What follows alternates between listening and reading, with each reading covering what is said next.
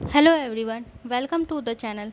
आज हम लोग हिंदी के कुछ क्वेश्चंस देखेंगे जो कि बहुत ही इम्पोर्टेंट सारे क्वेश्चन हैं जो कि एग्ज़ाम में भी आ सकते हैं आप लोगों के। तो पहला क्वेश्चन देखते हैं। जिसका ज्ञान इंद्रियों द्वारा हो सके, ये मतलब एक शब्द सुनने का रहा, अनेक शब्दों के लिए एक शब्द, तो उसका हो जाएगा जिसका ज्ञान इंद्रियों द्वारा हो सके। तो इसका आंसर हो जाएगा इंद्रियानुभूति। जैसे होता है ना कि मतलब कोई चीज़ होने वाला है तो मुझे ये अनुभूति हो रही है, पहले से एक अनुभूति होने लगे। तो मतलब जब वो हमें इंद्रियों के द्वारा किसी चीज़ की अनुभूति होने लगे कि ये हो सकता है ये पहले से, तो उसको हम लोग कहेंगे इंद्रियानुभूति। नेक्स्ट क्वेश्चन देखते हैं। रुगंता का सही विलोम क्या है? तो रुगंता रुगंता मतलब क्या हो जाता है? मतलब बीमार। ओके, तो बीमार का हिंदी क्या हो जाएगा? मतलब स्वस्थ। जो बीमार है उसका उल्टा क्या हो जाएगा? स्वस्थ। तो रुगंता का सही विलोम हो जाएगा स्वास्थ्य। ओके, नेक्स्ट देखते हैं। मूर्धन्य महाप्राण व्यंजन का चयन कीजिए। मूर्धन्य महाप्राण ये किसे कहते हैं? तो मतलब वैसा व्यंजन वर्ड जिसके उच्चारण में क्या हो? हंकार की जैसी ध्वनि हो। ठीक है, हंकार जैसे ख, घ, छ, झ, ठ, ड। मतलब जो भी कवर्ग, चवर्ग, टवर्ग, तवर्ग ये सब है, उन सब का दूसरा और चौथा वर्ण, ओके, वो क्या हो जाता है? मूर्धन्य महाप्राण। ठीक है, जैसे कवर्ग का ले लें तो ख दूसरा वर्ण और चौथा वर्ण हो जाएगा घ। वही अगर चवर्ग का ले लें तो दूसरा वर्ण हो जाएगा छ और चौथा वर्ण हो जाएगा झ। ठीक है, और अगर यही हम लोग टवर्ग का ले लें तो हो जाएगा ठ और ढ। यही टवर्ग का लें तो थ और ध। ओके, तो मतलब दूसरा और चौथा वर्ण जो होता है वो मूर्धन्य महाप्राण व्यंजन होता है। और इसके अलावा और कौन से होते हैं? तो अगर योरोलॉवा में पूछे तो तालम स, मूर्धन्य स, दंत स और ह, ये चार होते हैं। और बाकी सबके दूसरे और चौथे वर्ण क्या होते हैं? मूर्धन्य महाप्राण व्यंजन होते हैं। तो यहाँ पे इसके अकॉर्डिंग इसमें से ये तीनों ऑप्शन में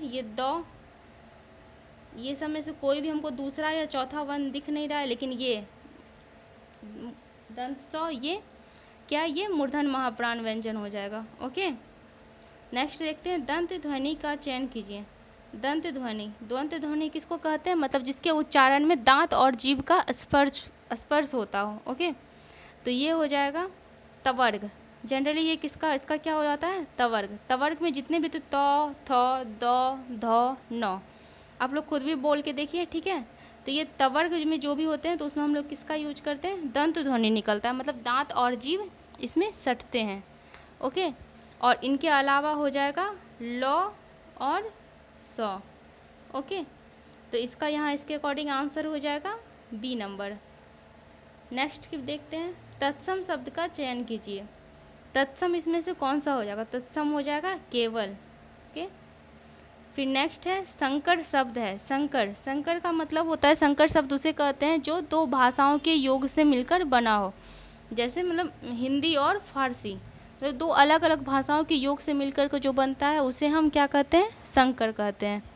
तो इसका आंसर हो जाएगा जमादार। ओके, नेक्स्ट देखते हैं। इसमें कह रहा है शुद्ध शब्द का चयन कीजिए। मतलब इसमें ये आपका स्पेलिंग करेक्शन देख रहा है, तो इसका आंसर हो जाएगा ज्योतिर्मय। ज्योतिर्मय इसका आंसर हो जाएगा डी। तो जब भी ये स्पेलिंग करेक्शन वाला देना कि इसमें से कौन सा सही से लिखा हुआ है, तो उसमें आप पहले देख लीजिए कि किस वर्ड के बारे में पूछ रहा है, उसको आप खुद से लिख लीजिए एक बार। ओके, क्योंकि हम जब उतने दिनों से पढ़ते आ रहे हैं तो वो हमारे दिमाग में एक इमेज भी बन जाता है, वो जो सही चीज़ होता है।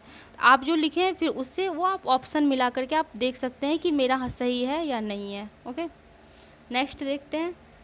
कह रहा है जिसके बिना काम न चले के लिए एक शब्द। मतलब ये मुहावरा कह रहा है कि जिसके मतलब ये अनेक शब्दों के लिए एक शब्द है। जिसके बिना काम न चले, इसको क्या कहेंगे? तो उसको कहेंगे अपरिहार्य। उसको क्या कहेंगे? अपरिहार्य।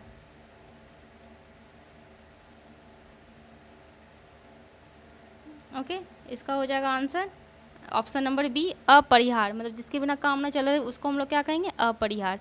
नेक्स्ट क्वेश्चन है नौकर का पर्यायवाची शब्द। तो नौकर का पर्यायवाची शब्द हो जाएगा अनुचर। ओके, अनुज तो जो हमारे से छोटा रहता है उसको हम क्या कहते हैं? अनुज। नेक्स्ट देखते हैं अनुराग का विलोम शब्द। अनुराग का विलोम शब्द क्या हो जाएगा? अनुराग का विराग।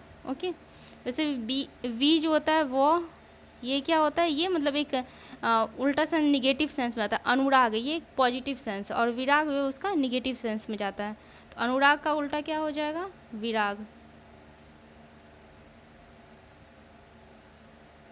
ओके, नेक्स्ट देखते हैं नवरत्न में किस समास की योजना है। नवरत्न में कौन सा समास है, तो नवरत्न इसमें किसकी बात की गई है, नौ मतलब संख्या। तो संख्या को कौन दिखाता है, संख्या को दिखाता है द्विगु समास। ओके, अवयवी भाव समास के बारे में देखिए, तो अवयवी भाव समास उसको कहते हैं जिसमें पहला पद प्रधान हो, जैसे प्रतिदिन, यथाशक्ति, प्रति, इसमें ये प्रधान है, यथा। ठीक है, बहुव्रीहि है, बहुव्रीहि उसको कहते हैं इसमें कोई भी पद प्रधान न हो, उसका कोई तीसरा मतलब निकले। ठीक है, जैसे विषधर मतलब जिसके पास विष हो, जो विष को धारण करता हो, तो विषधर हम लोग किसको कहते हैं, सांप को कहते हैं। विषधर किसके लिए कहा जाता है, सांप के लिए। तो जिसमें कोई भी पद प्रधान ना हो, उसका एक अलग ही मतलब निकले, वो क्या कहलाता है, बहुव्रीहि समास। ओके, नेक्स्ट देखते हैं द्वंद्व समास। द्वंद्व समास मतलब क्या होता है, इसमें दोनों पद प्रधान होते हैं, जैसे माता पिता, माता भी प्रधान है और पिता भी प्रधान है। भाई बहन, भाई भी प्रधान, बहन भी प्रधान है। ओके, नेक्स्ट देखते हैं पर्यावरण में पर्यावरण इसका संधि विच्छेद करने कह रहा है, पर्यावरण का। तो इसका क्या हो जाएगा, परि जोड़ आवरण, पर्यावरण का संधि विच्छेद हो जाएगा परि जोड़ आवरण। ओके,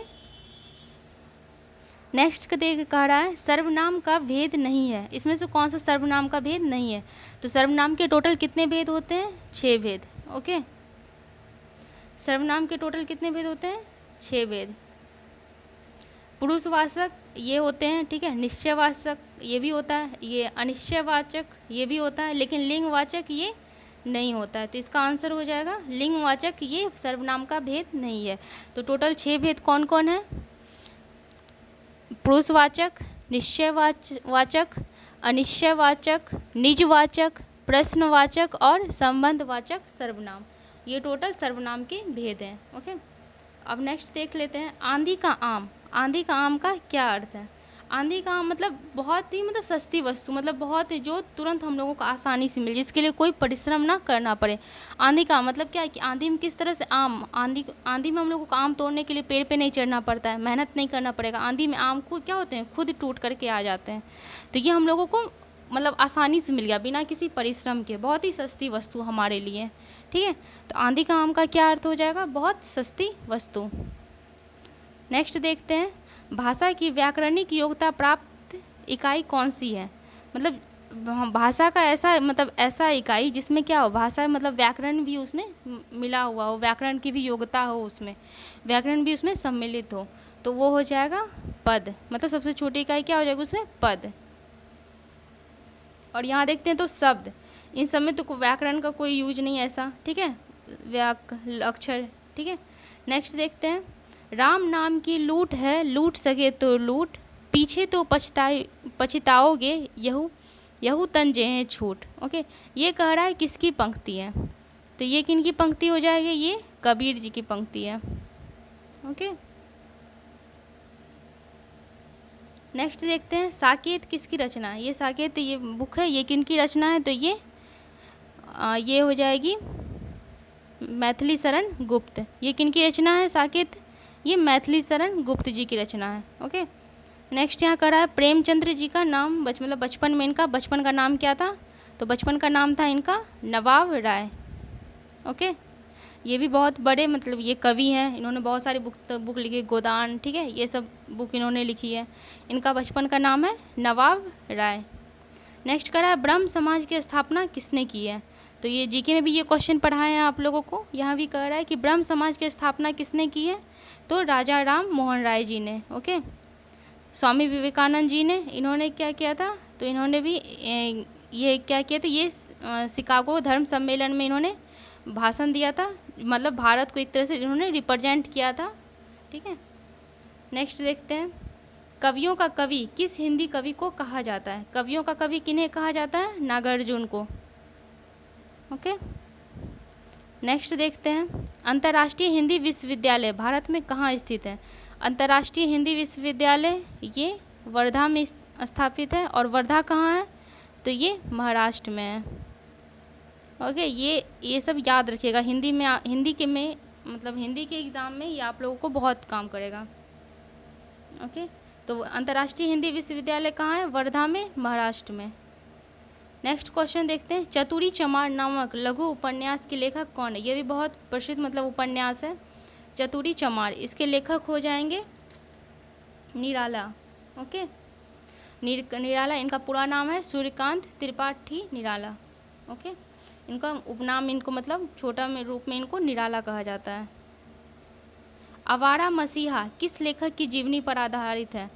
आवारा मसीहा ये किनकी जीवनी है? ये शरद चंद्र चटर्जी, मतलब इन्होंने खुद नहीं लिखी है, इनकी जीवनी को लिखा गया है आवारा मसीहा बुक के। ठीक है, नेक्स्ट है नागार्जुन जी का असली नाम क्या है? मतलब ये नागार्जुन उनको नाम मिला है बाद में, उनका असली नाम था वैद्यनाथ मिश्र। ओके, नेक्स्ट देखते हैं, लास्ट क्वेश्चन है ये। बहरा सो गहरा कहावत का सही अर्थ क्या है? मतलब बहरा सो गहरा, मतलब जो बहरा है लेकिन फिर भी वो क्या, मतलब उतना ही वो सुनने में एकदम गंभीर है, तो इसका क्या हो जाएगा? सुनने की गंभीरता। ओके, आई होप आप लोगों को ये वीडियो अच्छा लगा हो। कोई प्रॉब्लम हो तो आप लोग कमेंट कर सकते हैं या फिर हमारे टेलीग्राम ग्रुप में मैसेज भी कर सकते हैं।